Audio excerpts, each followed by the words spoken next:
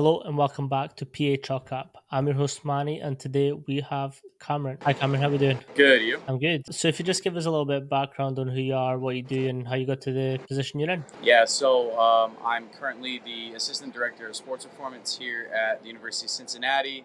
If you hear in the background, you can hear that we call it UC because it's always under construction. But no, I work here right now as the Assistant Director. I work with baseball and both men's and women's golf.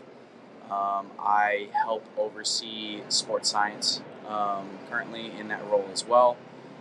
Before this, I was at Eastern Michigan University working with basketball, volleyball, and baseball as well.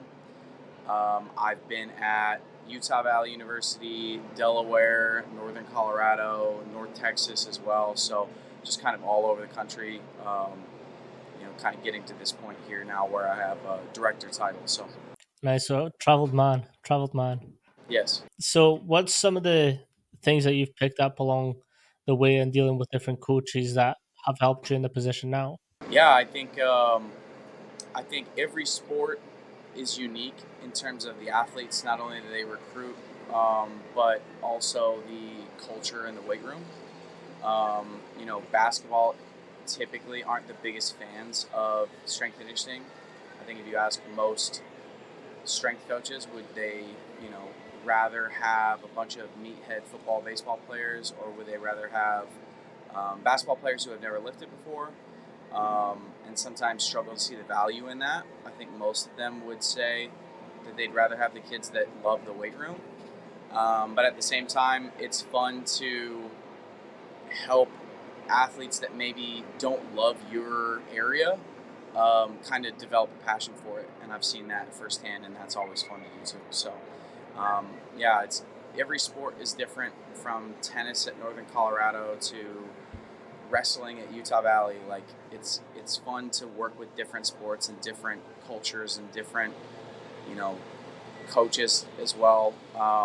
Those present their own challenges, but every sport's different and unique, and they all bring things that I've enjoyed for sure.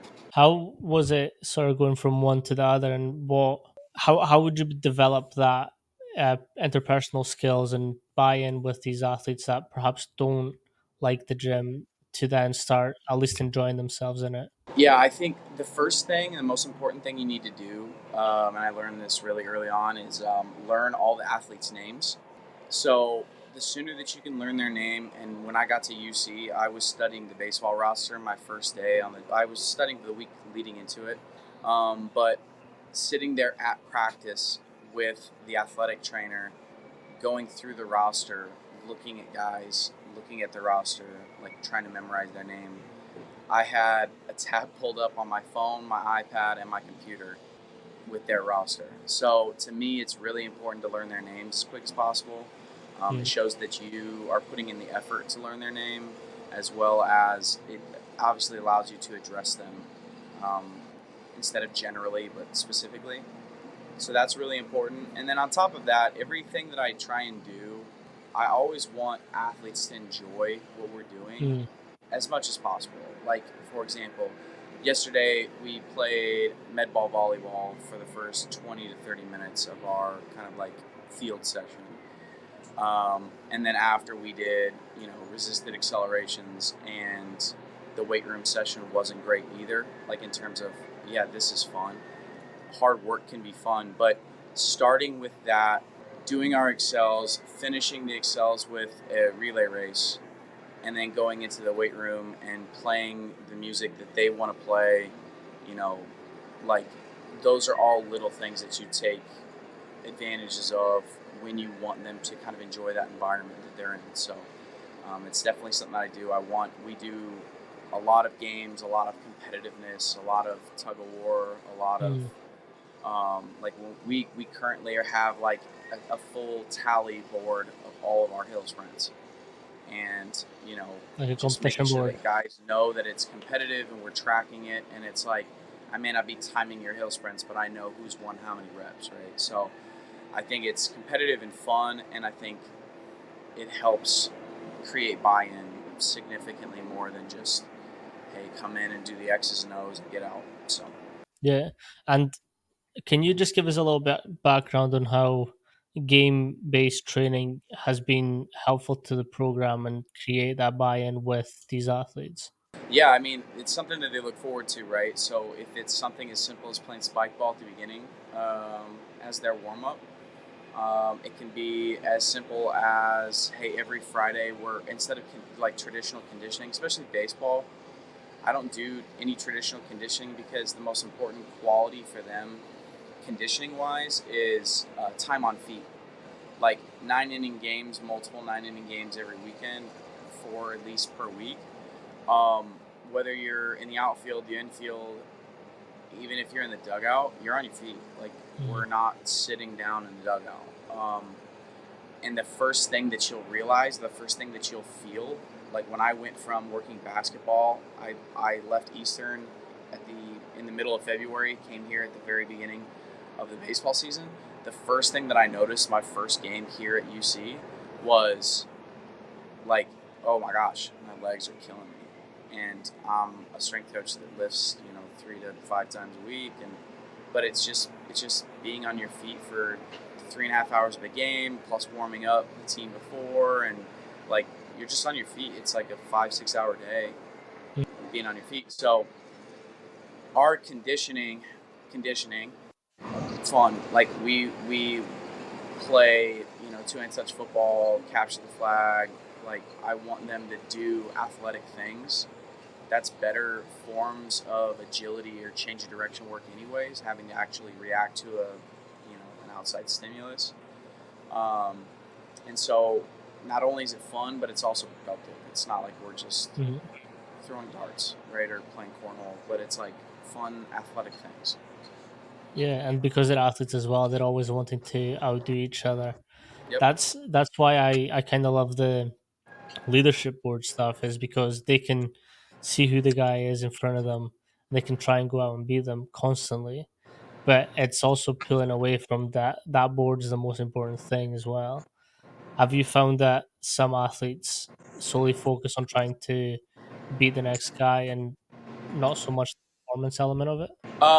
I noticed that more we also have perch, and so I'll Mm, pull the yep. leaderboard up every day, pretty much, and whether we're doing weighted jumps or whether we're doing rear foot elevated split squat, whatever it is, I'll pull up different qualities on the leaderboard, and you'll have guys, and this is, we have hawk and force plates as well. We've got guys that will look and see, like if they know they're close to each other. Like I've got two guys that jump both about 18 inches consistently. They both have gone up and they're like touching the 20s now since I've been here in February, because they both go to it every single time and they're like, "What'd you get? Okay, I can beat that. What'd you get? I can beat that." Yesterday we had a freshman. He was sitting at the top of the leaderboard for our dumbbell squat jumps, and we had a probably the best, if not top five athlete on the team, look up at the leaderboard, realize that he wasn't winning, ask me to do an extra set, and just absolutely blow him out of the water, and then made sure to go and chirp him and let him know. Right, so freshman asked to do an extra set, and like it's, granted, I've had like at Eastern Michigan, if it was, hey, we're gonna do 4 counter movement jumps on the force plates, Monday, Wednesday, Friday in the fall. I mean, I had guys try and do or start doing 8, 9, 10 jumps on the force plates. It can get carried away, right? But Hmm. I would rather hold you back as a coach. I'd rather have to hold you back than have to push you Pushing. to try 1,000%. So yeah, I sometimes it gets out of hand, but like even yesterday, like it was just fun work, Competition. right? So Yeah, 100%. With Perch, and I'm always curious since I've used Perch, do you go inside the rack or outside the rack? It depends. So if we're squatting, we'll go inside the rack, Nice. at least within the safety arms. Any jumps and everything like that's just outside, and you can tell that obviously the camera angle will change significantly. Hmm. It's probably one of the easiest ways to show like recruits and stuff too when they come in. Typically it's set at one or the other. I'll look and see where the camera's set, and then I'll choose an exercise so that the camera changes a lot and it has Mm. like it has the noise, so that they can be, every single time parents are like, that's cool, right? So, Yeah. um, yeah, the technology piece is big for competition. It's big for auto regulation, but um, at the end of the day, uh, it all goes back to like I want them to have fun. I want them to enjoy the weight room. With the strength and conditioning and sports science side of it, how are they married for you, and how do you go in between one another? Yeah, I think that a lot of people collect data just to say they have it or collect it.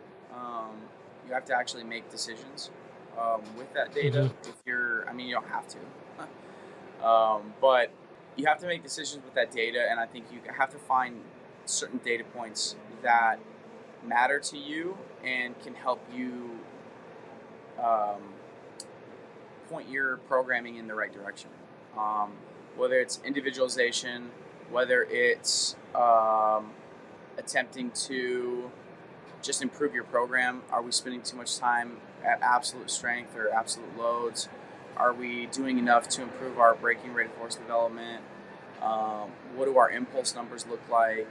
Like jump height's easy. Like if you want jump Hmm. height, just jump on a mat. Like you don't need force plates to tell you that your vertical is going up.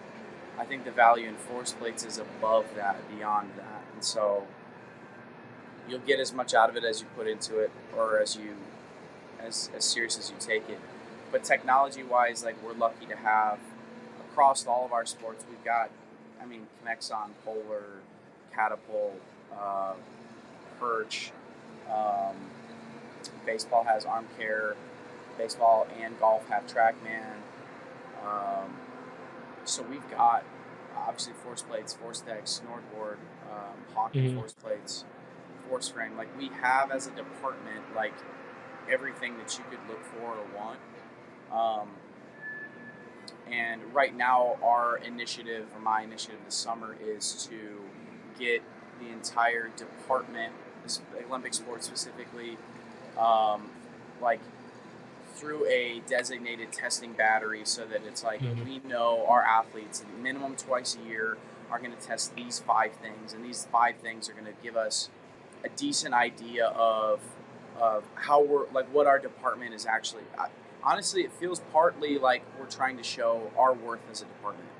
You know, college Yeah. athletics is changing a lot, and I think that it's another way for us to kind of say, well, look, like our jobs are hard to define in terms of wins and losses, but at least these are ways that we can show, look, we've done our job with athletic development, Hmm. um, for whatever it's worth. So, Yeah.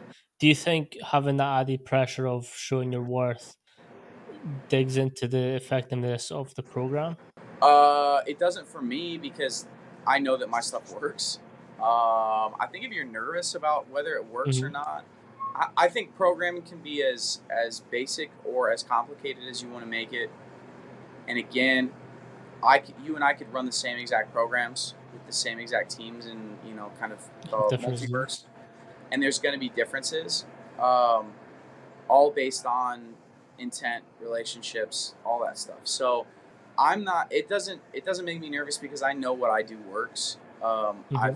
I still experiment with some things, but the big buckets are like I know that this helps improve baseball specifically, and I've seen it. So I'm not particularly concerned. Um, I think with sports that it's harder to determine. I mean, golf's a decent example. If I weren't tracking clubhead speed, that'd be one where it's like, oof, like, are we getting better? I mean, Mm. I don't know. You had a bad outing, So did we win the Big 12 tournament? No. Like, and we had an individual win the men's, but at the end of the day, that's what's hard about sports performance and showing your worth. Like you've got great strength coaches in college football that end up on staffs that can't recruit the above the can't recruit the 4 or 5 star players and end up with a bunch of twos and threes and like no development's going to change 1 or 2 star guys into first round draft picks. So you have strength staffs that turn over, and it's not their fault. So um, yeah, I mean it's a hard 100%. industry, but The reason I ask is because I know the NIL deals are seen as a good thing and a bad thing. Good thing for the athletes where they're actually making some money off their names, but some bad can come from it because of the collegiate setting of commitments and being there for the whole thing, making sure the programs work. Have you found that to be impactful? I think that it's been too early for me personally Mhm. to see the negative side effects of NIL, because this is my first year at a school that has NIL. Now, Mm, since I've left, like I think some of the universities I've been at have NIL money and initiatives. Now that I'm not there, but currently being an employee, Cincinnati is the first school that I've been at that has a real NIL initiative where our athletes are able to. Well, I mean, you're recruiting players with it, you're keeping players here, mm, um, and for me, currently the way that it's being used on our side, I only see benefit from it because I think our staff has done a good job of using it to keep players here that may look to or could go somewhere else and make money. yeah. And we are bringing back, it's about half the team, but it's also going into our coach's second year. And so we're bringing back the guys that we want to bring back.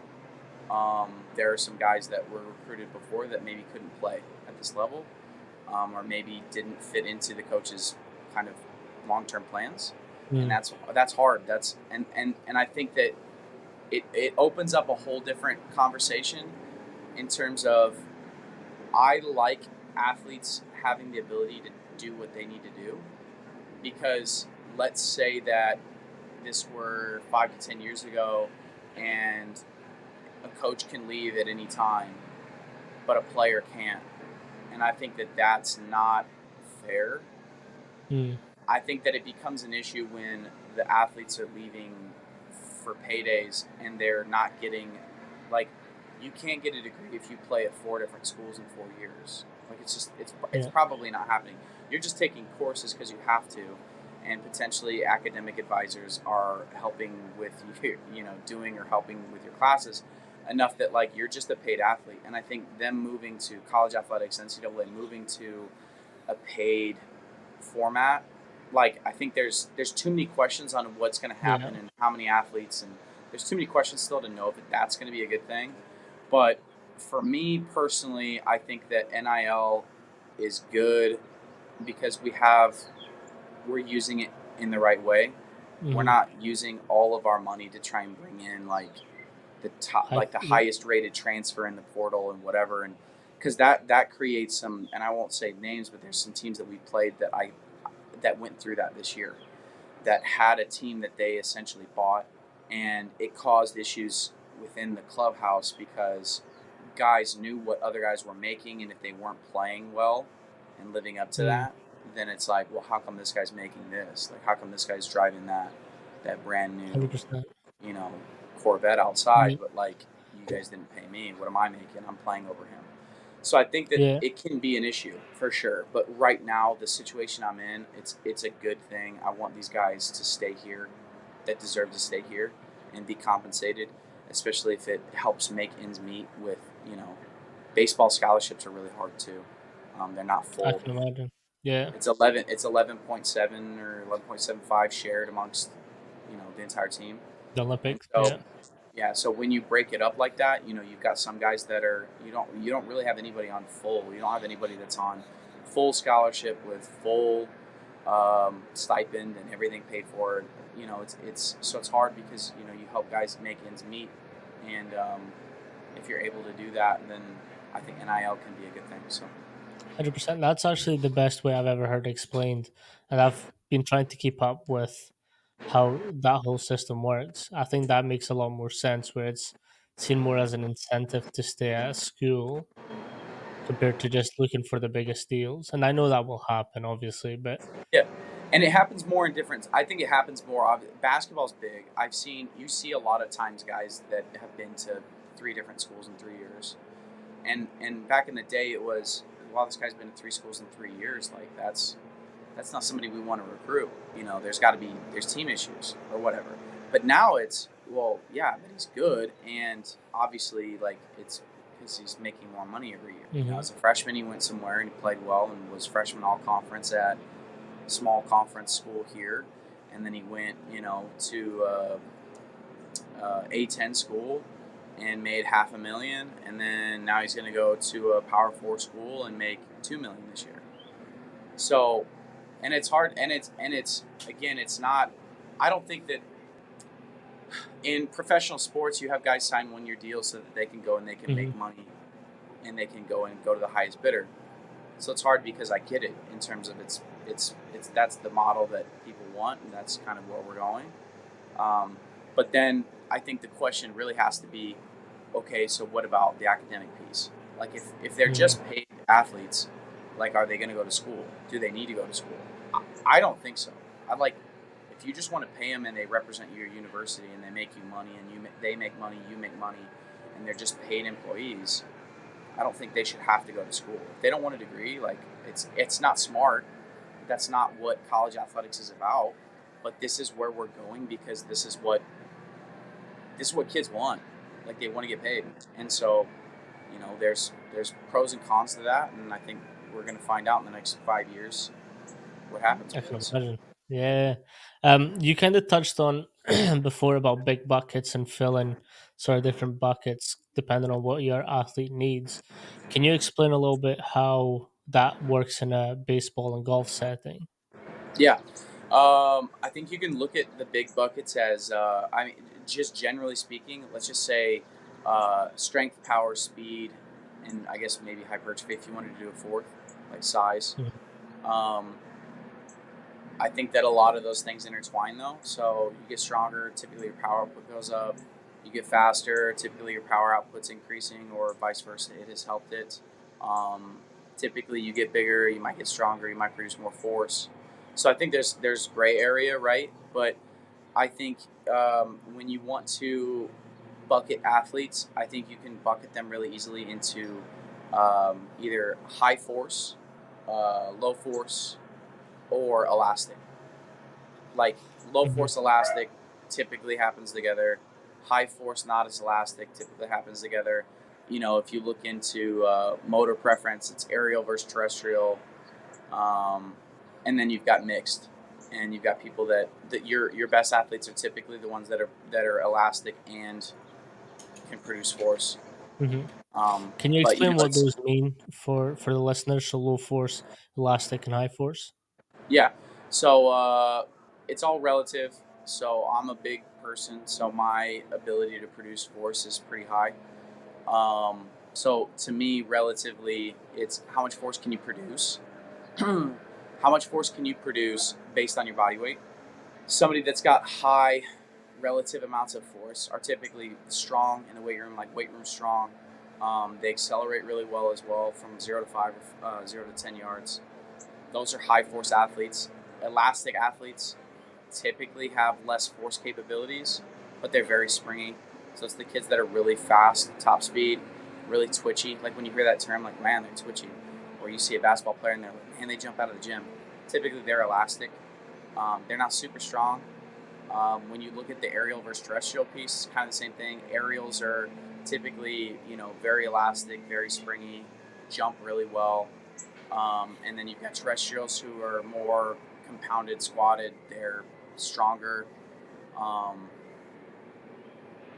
it's just kind of two different sides of the coin. Mhm. But again, there's a lot of gray area, and most of the time, your best athletes are in that gray area. So it's not it's 100%. not you want to train one or the other. It's I think identifying. I think that's where sports science helps. Where it's like let's identify what makes this kid really good, keep them good at that, but then kind of also help them with the things that Get they better can. at different things. You don't want to lose, like, you don't want an elastic athlete to lose their elasticity just because you want them to get strong as shit. Like, you want them to stay elastic, but add some strength as well. And I think 100%. when you look at basketball programming, that's a lot of the goal with all basketball programming. Like, you want them to do some heavy, you want, like, them to move some weight and produce some force and absorb force and do, a lot of depth drops and things that are becoming more popularized now with, like Coach Eisenhower and Aldred, and I think there's there's a lot of different ways to help you with force production and absorption. Um, but in general, you want them to stay elastic, and you just want to help kind of fill in the bucket again that Mhm. they maybe don't excel at. So 100%. I like to refer to that as like balancing an athlete out.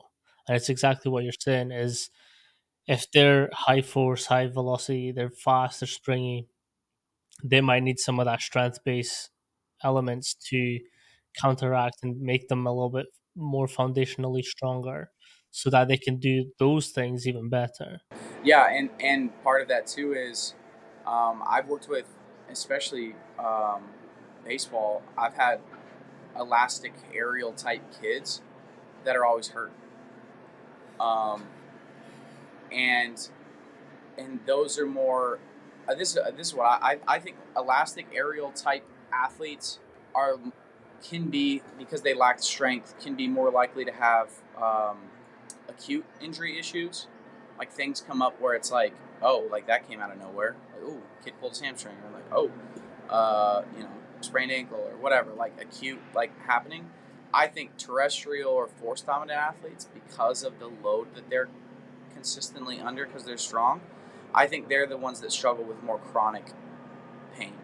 Chronic, hey, like my knee's always bugging me. I've got patellar tendinopathy, or like, my low back's tight. Maybe I've got a history of disc issues or something like that. So yeah, I was saying, I think the elastic aerial kids are more likely to have like acute injuries pop up, versus I think, you know, the terrestrial force dominant kids probably are more likely to have chronic injury issues. Um, an aerial kid probably more likely, because he jumps so high or runs so fast, to maybe pull a hamstring, or roll an ankle, like minor things, hopefully minor, right? Maybe ACL too. But then on the terrestrial side, or the force dominant side, you've got guys, because they're under load more often and they're strong. I think they get like the chronic, like patellar tendinopathies, and they get the chronic maybe disc or low back pain and stuff like that too. So I think that you can look at it as, strengthening up these elastic guys can help with injury reduction, and then obviously helping the terrestrial guys get better at using that energy in an elastic way, and being able to store that energy and then quickly use it will help them also get away from some of their issues too. 100%. I really like comparing hamstring ratios with some of the faster athletes because it tells you a lot about the differences between that quad to hamstring pull when they're going through that running motion or running gait. Is that something that you identify when you are going through these faster athletes, or is it just something that you find different ways to analyze it? I think I'll analyze right now. My primary way of analyzing that, or athletes in general, or kind of bucketing them, has been through force plate data, whether it's isomet thigh Mm. pull and counter movement jump, and or some kind of rebound test as well. I think it's really easy to see when you've got somebody that's elastic on some kind of RSI rebound type jump, CMJ rebound, could be multi rebound test, could be depth jump. You can see when people hit the ground and they just get right back off the ground at the same height. There was sprinter slash, I think he sprinted and did triple jump at Eastern Michigan. But he came in and did a counter movement jump rebound, jumped 55 centimeters, and then his rebound was 57 centimeters. And his Oh RSI wow! was like 3.7. I've never seen something like that. Like, just Yeah, it unbelievable. usually Like, diminishes. so fast off. Yeah, I mean, just totally different. Just bang, barefoot, everything, like, just springy as hell. So, when you look at it, I haven't dove Dove, into yeah. the Nord board and hamstring curl, and force frame. I've never worked with Vault until I've gotten here. So I'll be able to dissect it a little bit more here when we get our guys back on campus and Mhm. test them in the fall. So I will say I do love the Nord board because it not only gives you like the ratios between your hamstrings and quads, but it gives you like percentage wise, like how different it is from left to right, like straight away. So there's less to work out as well. Um, Obviously, the less difference, the better, but also it gives you the ability to really see, okay, where, because like it'll move as well. So depending on sways, it'll go through that motion as well, which is pretty sick. Yeah, and I think the bilateral force plates will do the same thing, where you can see. Obviously, it's different. It's just force production straight down versus Mhm. hamstring specifically, but that's kind of the piece too, where you can look at it and go, okay, well, what's the difference? Is this a return to play protocol where we're using these to determine if we're prepared to like return to sport, or are we looking at it and saying, okay, am I doing enough unilateral work? Mhm. I think there's a lot of different ways to look at it. So I'm always very fascinated with baseball and golf and the rotational movement that's involved in it. Can you go through some of the considerations that you have going in and how that looks in exercise form as well? yeah, so I mean, the name of the game. Well, most athletes will, ro- most elite level rotational athletes will require a good amount of and ability to separate hips and shoulders. So hip shoulder separation is important for us in terms of especially our accessories. It's not like you're doing a lateral lunge and thinking about, if it's a heavier weighted landmine lateral lunge, you're not worried about rotation. But, if we're doing a B stance RDL and we can add a little bit of rotation where we're trying to just get into that front hip a little bit and increase internal rotation on the front hip, there's all those little things that you can kind of add in, and the guys feel it, understand Mm, it, and get it. Um, if we've been doing slider lateral lunge, so just on a roller and just like kicking that leg out and then keeping that weight back.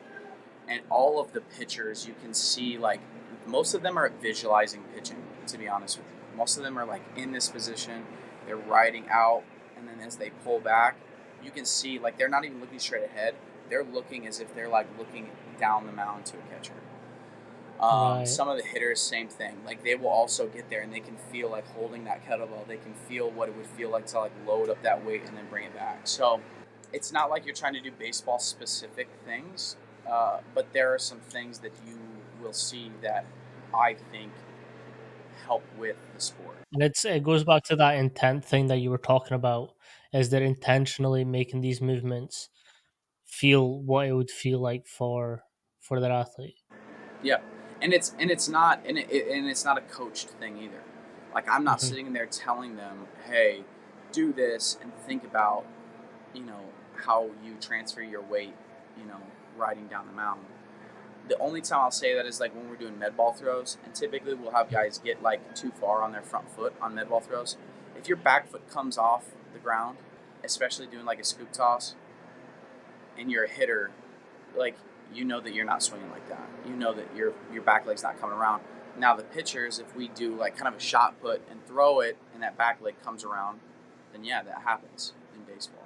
So there's kind of a but I'll still have pitchers do scoop tosses just to have that weight transfer and rotational throw. Um, Even though I think a scoop toss is probably better for a hitter and a shot put's probably more transferable for a pitcher. Hmm.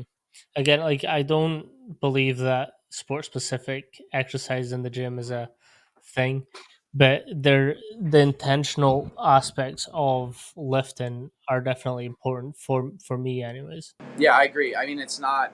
Um, if you want to get better at hitting, you got to go hit. Go ahead. You want to get better at hitting your 7 iron, go hit your 7 iron. Like you're not going to attach a cable to your club and go in there and get better, and Hmm. your club head speed's going to go up. Now, with that being said, that doesn't mean that I, especially with golf, like I've been doing complexes with, whether it be a overcoming isometric that's rotational in nature, or even a hip shoulder separation movement. Just kind of having them work that with like a 3D pelvic strap. What's that strap? And then a med ball throw, and then doing swinging a speed stick, and having measurements on there. Like we've got essentially a pocket radar in there, and they're swinging golf clubs in the weight room as part of their first like set of exercises. With the difference between off season and on season, I know for baseball you can play 2 3 times a week. How does that measure up with preparing for like in the off season, preseason to then going on to the on season? So again, like the conditioning part or the preparation, the physical preparation for baseball specifically is time on feet. So they will start to play fall scrimmages when they move from 8 hours to 20-hour weeks, and they'll have a 45-day window with 20-hour weeks, and that'll be their fall season. And so they'll play some inter squad scrimmages. We'll play, I think it's 2 scrimmages against other teams as well. Those scrimmages might be 18 innings, to be honest with you. So that part of it is, on the baseball side, it's just increasing volume. Mm. With on my side of it, it's really just trying to again identify whether they're force dominant or elastic, and then work to keep them good at that, but improve the quality maybe that they struggle with more. We're sprinting minimum 2 to 3 times a week. We're jumping on the field in the weight room with weight. We're doing heavy unilateral compound movements. You're pushing, you're pulling, you're carrying, you're squatting, you're hinging. Like you're doing all those things. We do that in the off season and in season. I Mm. think the volumes are significantly different from the fall to the spring. I might still get them to lift like very similar to like microdosing basketball. I'd rather have them more often and do less every day, because I think that it's less of a like load on them, on their body, on their system to spread it out. So I definitely don't do these like long grinded out lifts in the spring. Right Mhm. now, like yeah, they're long, um, but you're also not playing summer ball if you're with me, and we're like getting after them. So How is it trying to coach golfers where I've personally known a golfer who went to the States on scholarship and he preferred the S&C side more than actually going on. But I know a lot of golfers predominantly like to be on the course rather than the gym. How's it dealing with that sort of balance? so it's similar to basketball. Um, if you can show them value in what you're doing, and they can see like results, like if your club head speed's going up at a faster rate than you've ever seen it climb, then it's going to help create buy-in. I got here in February, like I said, and it was. I mean, women's golf wasn't even here when I got here. They were. They went to two. They went to Puerto Vallarta, and then they went probably to Florida the very next week. So I don't even know if I had them lift for the first 2 weeks that I was on campus. And men's golf, I took over men's golf here this summer. So uh, it will be different, but I think it's again taking the time to learn who they are and show them Yeah. value in what we're doing, and then also make it enjoyable. So at Utah Valley, I had both men's and women's golf for 3 years, and they may have been apprehensive at first, but by the time I was done, like they loved it. The coaches came Mm. with them and lifted as well, so it was a really good environment. It was a lot of fun. They got I significantly think better. We won 2 WAC championships there, individual WAC championships there, both on the men's and women's side. So it was good though. I think having the game based training approach is good to show value and still that you can still have fun while training, essentially. Yeah, I mean, like we did tug of war with women's golf, and it was super entertaining. And like I jumped in, and I had an intern jump in, and we let them pick teams, and we did tug of war, and they asked to do it every Friday after that, or every second lift of the week, so Thursday, Friday, depending on the schedule. But yeah, like again, if they have fun with something, they're gonna try harder at it, or they look forward to going in there. Like if you lift at 7 a.m., you got to have some kind of motivation, anyways. Like I don't wake up 100%. at 7 a.m. I'm not really a morning person, even though I'm a strength coach. So, um, making it worth it for them to get there and have some fun while they're there is important. So, What's your go-to PR song for yourself? um, I mean, it'll change quite a bit. Um, I would say that something Five Finger Death Punch will probably do it, Okay. um, depending on the mood. But I also like Dr. Fresh as a EDM artist. Okay. Um, I think the Refresh. I'll song's look called to that one. Feedback. Yeah, I'll listen to that too. And this one doesn't get asked as much, and I do think it's very important. What's your conditioning playlist like? My conditioning playlist. My conditioning is sprint only. I'm not a Okay. Yeah, distance. you're on the road to 20 miles per hour. I'm on I the did see that. long 5 year plan to 20 miles an hour at this rate. So I'll do sprints. I'm not listening to music while I'm doing sprints. Okay. If I am listening to music, like yesterday, I did some build ups. I was listening to Guardians of the Galaxy playlist, so 70s, 80s rock. Um, if I'm doing an assault bike, which is the only form of conditioning that I'll do, I'm a crazy person. I like to go in a dark space, so I don't have music. I'm just going until I hit 50 calories, or I'm going 10 seconds on, 20 seconds off, or whatever it is. And I'm just trying not to throw up. 100%. The dark zone's like somewhere that I love to talk about. It's just so like uniquely strength and conditioning based that you're just like most people don't know what that means. No, but it's like people. I was talking to one of the strength coaches about a runner's high yesterday. Mm. I don't understand that. I never will. I never plan on running far enough to get a runner's high. I've run a marathon, fucking hated it. I Yeah, so hated it. it's so you can yeah but for me it's the same thing. Like, why would you put that much weight on your body, or why would you try and bench that much, or why would you try and do whatever? Uh, and they could probably say the same thing, like, you're crazy. So, to each his own. 100%. What would be some advice that you would give new strength and conditioning coaches or coaches trying to come into this space? I think pick your a couple things. So, what matters most is who you know. Um, your degree really doesn't matter. Like, you Mhm. can get your degree from any university. I think the most important thing is finding a mentor that will teach you what you need to know, but also connect you and help you to the next step.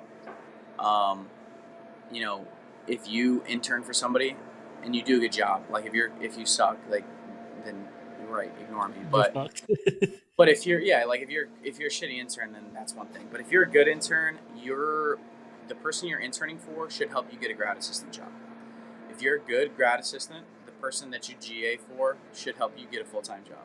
If you're a good full time coach, that director should help you land the assistant director. So on and so forth up the ladder. So I think it's important to set yourself up at the very beginning with somebody that, like, you can go work for somebody that's well known, but Mhm. if they're not good at teaching you and they just have you're just there to be manual labor, then that's also not great. So I think it's important to, like, do your research, find an internship, find a grad assistant position if you have the ability to be particular about that. Find mentors that are going to help elevate you, teach you the things that you need to know, but also connect you with the people you need to connect with, because it's all connections. It's very saturated. There's a lot of strength coaches, a lot of people that want to be strength coaches. So make sure you're setting yourself up. Mhm. How would you recommend people do their research? Like, what advice would you give on that front? I think that I think social media is there's pros and cons to social media. On the real strength side of social media, not the influencer side, but the actual strength Mm. side, you'll see the content that stands out to you, and you'll see there are people out there that are elevating each other. We have the baseball Discord. That's a great group with a bunch of really good strength coaches. Um, Virginia, Hunter Lakey, Andrew Bainham. You know, we've got Hunter Bells in there in Arkansas. Um, Garrett Bailiff at Oklahoma State, Alex D at Wichita State. You've got a bunch of really good baseball strength coaches on that baseball channel, on that baseball Discord. Um, and then also you've got internships that are consistently pumping out really good strength coaches. So TCU's internship has been very good, and most of the guys that I just listed off all worked for Zach DeCant at TCU. So clearly there's a pattern there. A lot of really good strength coaches and interns come from Elon. Um, Springfield College Hmm. typically puts out really good strength and conditioning staff. So I think those are obviously the competitive internships, but you don't want to just accept any internship at the same time. So, and I think the other piece too is it's easier to move to private sector than it is to move from private sector. Private, this, yeah, 100%. If you're doing an internship, they're both voluntary. I would try your best to get one that's at a university if that's what you want to do, or even if you think you might want to do that. Because if you start at a private sector, it is harder to move to the university side. And that's what I went through. I was at a private sector as an intern, and I worked as a personal trainer after that. And it took me a long, and I was an intern, as well. But it took me 120 plus applications to get a grad Wow. assistant position, and it took me 130 applications to get my first full time position. So if I had had better connections, it would have been significantly easier. But I've also learned a lot on that road, and that's made me the the type of mentor for sure that I am. The type of mentor that I am for my interns and GAs is that if you earn it, I'll help you to the next level because it wasn't as easy for me to do it. So 100%. And I think that about like the way that some of us get into strength and conditioning. It's either we've either had a really good experience and we want to put that experience forward to our athletes, or we've had a really shitty one and we want to make that different for our athletes as well.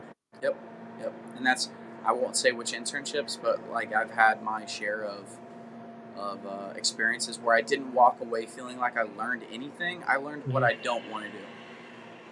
And ideally, you 100%. don't waste 3 months doing that. So, really, if you have the ability to, like, take your time, do some research, and, like, ask the questions too, because I think that people, like, it's easy to get to be an intern. Like, it's easy to go in and go, hey, we're looking for volunteer interns. Like, right now, we'll take, like, if somebody were to message me and asks to intern and they've got the ability to come here, even if it's in the fall or spring or whatever the case is, like we'll probably talk to you, interview you a little bit, but like we're probably taking you.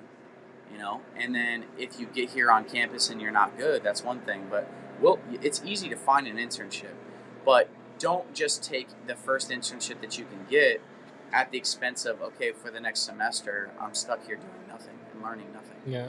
Make sure that if you're going to go interview for this internship, ask the questions of like, what separates this internship from the other one? Like, what separates interning for you at Cincinnati from interning at with somebody else at Xavier, or in Northern Kentucky, or even the University of Kentucky is not too far. But like, what separates interning for me at UC in comparison to working for them? Mhm. Right. I think that that's an important question. I definitely know a couple programs across there that it was more manual labor than S&C internship. Yeah. Yeah. Hey, change these weights for me. Hey, clean up the weight room for me. Hey, set this lift up. Hey, do this. Like, yeah, like I guess there's value in knowing how to set up things and make sure the workflow's good. And then there's obviously value in keeping your area clean. Hmm. But if you don't actually get to coach, but then on the flip side, it's this. Like I've had interns that first day, they're like, hey, like why am I not, hey, why am I not like leading the warm up? Like you don't even know what I want done. So why would I have you do? Yeah. So I think that. But that's as an intern, you as an aspiring strength coach, you need to go out and you need to find the situation that's going to help you. And I 100%. think to do that, 100%. follow the breadcrumbs. Follow the breadcrumbs. You're going to find. So I was at UW for the summer on their off season, and we were turning the W's, we were cleaning the chalk, we were cleaning the dumbbells. Like that was our job from day one. But the more you put into it, the more you're going to get out of it as well. So eventually you'll get to a point where you're so good at that thing that they'll give you the next job that's a little step up. And you'll just keep checking those boxes until you're like what you're saying, you're taking a warm up, you're taking return to plays, you're actually leading the session. Yeah, there's a story that I read. It's Ron McKeefery's book, the That's who I strength. was with. Yeah, yeah. Weight Room Wisdom is his book. Yeah, There's a story in it, and I think it's Michael Boyle's story, and it's the window washer versus the floor cleaner or something like that. And they bring this young apprentice, intern, whatever, on, and they say, hey, like we need you to wash these windows. And he goes, but I really like cleaning the floor. Like I'm really good at mopping the floor. And like that's great, but like we want you to just wash the windows and do that really, really well. Like that's what we want you to focus on. So said intern apprentice, rushes through cleaning the windows so that he can then clean the floors. He's taking his time, getting every nook and cranny, like, and they come out and they look at the windows and they look at the floor and they're like, hey, the windows aren't very clean. He goes, yeah, but the floor is really clean. And they're like, but that's not what I hired you for. That's not my intention. So it's the same thing. Like if you hire somebody to be an intern and it's like, hey, I want you to set up the weight room and I want this, and I want these in these spots. Perfect. Do that. Make sure it's done. Make sure that I can trust you to do that. And then from there, I feel like I can trust you to run a warm up or work with return to play. Yeah. 100%. One thing that I can say about Coach Mack is he's exactly like what his books say. Like he will give you challenges. If you come up to the challenge and meet them and ace them, he's going to give you the next one. And it's exactly that. Like I was with him for the whole summer, and we all started at the same level. But by the end, I was taking return to play guys. It's return to play, so they're very limited to what they can do. But you still keep challenging yourself and putting things in that are like, okay, let's do this, try this, do that, and then it's just that back and forward with them as well. Well, then people will shit on that because it's like, oh, it's return to play. It's boring. They can't do this. Those might be your most valuable guys.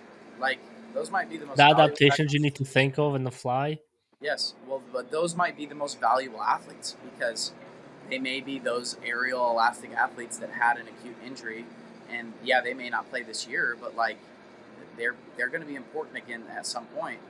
They're going to be relied on at some point, whether it's this year or next year, and for them to trust you because you did your job. For them to trust you with them, to work with them, to run their workout, to help modify some things, like that again is it just goes to show your value. So yeah, it's funny. Like people want to do what they want to do. Like I want to clean the floor. I don't want to wash windows. Well, tough shit. I want you to wash the windows, and once you do that really well, then I'll let you clean the floor. So 100%. No, I appreciate you for coming on, Cameron. Hope you had a good time. If you let people know where they can find you and your road to 20 miles an hour. yeah, my road to 20. My road to 19. Hopefully by the end of the summer is currently. I'm on Instagram. At CoachCam10. My Twitter is also the same thing, but if you're, pretty much my Instagram is the number one place to find me. And if you have questions, comments, concerns, looking to, talk shop, just DM me and I'll get back to you. No, perfect. Appreciate you. Peace.